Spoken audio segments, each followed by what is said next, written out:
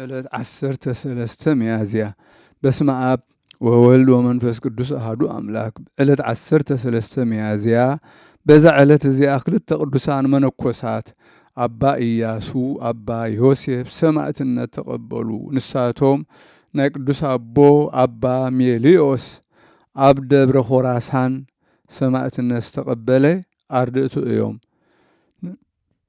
ናይ ሰማዕትነቶም ገድሊ እንሆ ዕለት 28 ናይ ዝወርሒ እዚ ተጻሒፉ ኣሎ። በታ ዕለት እቲኣ መንፈሳዊ ቦኦም ሰማዕትነት ተቀበለ። በረኸቶም ምሳና ይኹን ንዘለዓለም ዓለም አሜን። ሰላም ለክሙ ኢያሱ ወዮሴፍ ህሩያን አርድእተ ሜልዮስ ጻድቅ ዘደብረ ኮራሳን ሶበ ኢየሱስ ትብሉ ፈጣሪ ብርሃን ዘቀተሉ ክሙ ውሉደ ንጉሥ አብዳን በውስተ ልቦሙ ዘቦአ ሰይጣን። ሰላም ንዓኹም ኢያሱን ዮሴፍን ሕሩያን አርድእቲ ሜልዮስ ጻድቅ ናይ ደብረ ኮራሳን ኣብ ዝበልኩምሉ ኢየሱስ እዩ ፈጣሪ ብርሃን ዝቐተልኹም ደቂ ንጉሥ ዓያሹ ዓብዳን ኣብ ውሽጢ ልቦም ዝኣተወ ሰይጣን።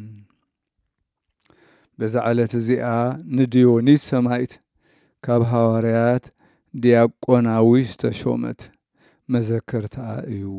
በረኸታ ምሳና ይኹን ንዘለዓለም ዓለም አሜን።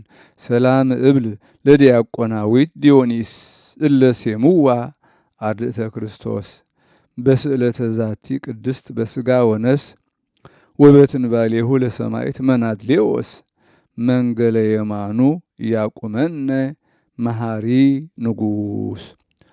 ሰላም እብል ንዲያቆናዊት ዲዮናስ ይሾሙዋ አርድእተ ክርስቶስ ብልማኖ እዛ ቅድስት እዚኣ ብስጋ ኾነ ብነፍስ በአማላድነቱ ንሰማዕት መናድሌዎስ ብወገን የማኑ የቁመና መሓሪ ንጉሥ። በዛ ዕለት እዚኣ መዘከርታ ቅዱስ መናድሌዎስ ሰማዕት አቡነ አኮሊሳቲሞስን 4 መነኮሳትን እያ። በረኸቶም ምሳና ትኹን ንዘለዓለም ዓለም አሜን።